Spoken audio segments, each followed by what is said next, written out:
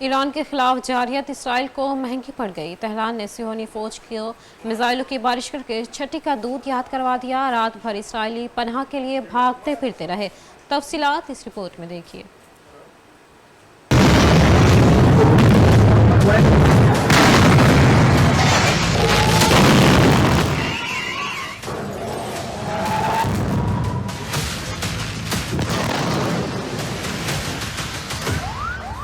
مشرق وسطی کے بدماش اسرائیل کے ہوش ٹھکانے لگ گئے۔ ایران نے ناجائز ریاست کی اینٹ سے اینٹ بجا دی۔ اسرائیل پر رات بھر بیلسٹک میزائل بارش کی طرح برستے رہے۔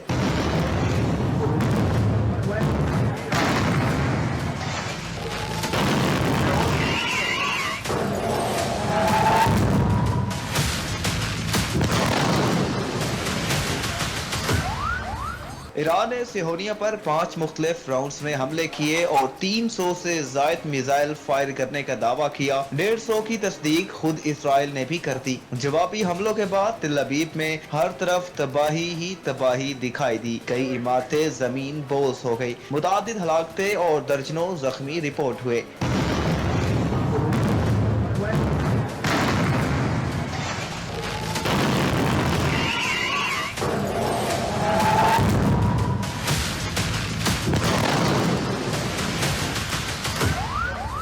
غیر ملکی میڈیا کے مطابق تل ابیب اور مقبوضہ بیت المقدس میں کئی مقامات کو ہٹ کیا گیا۔ عمارتوں سمیت 7 مقامات کو نشانہ بنایا گیا۔ سینکڑوں اپارٹمنٹس کو نقصان پہنچا۔ اتنے بڑے پیمانے پر تباہی سے جدید ترین دفاعی نظام کے دعووں سے ہوا نکل گئی۔ ایرانی حکام کا کہنا ہے صہیونی ریاست کے 2 جدید ترین F-35 اسٹیلتھ جنگی طیارے بھی مار گرائے۔ ایک خاتون پائلٹ کی گرفتاری کے دعوے بھی کیے جا رہے ہیں، مگر اسرائیلی فوج نے اس کی تردید کر دی۔ ایران کی جانب سے داغے گئے میزائل تل ابیب میں مختلف مقامات پر گرے، جن میں ایک اسرائیلی وزارت دفاع کی عمارت بھی شامل ہے۔ گشدان میں 2 ایرانی میزائل گرے۔ حملے کے نتیجے میں شدید آگ بھڑک اٹھی۔ تل ابیب میں اسرائیلی جوہری تحقیقی مرکز کو بھی نشانہ بنایا گیا۔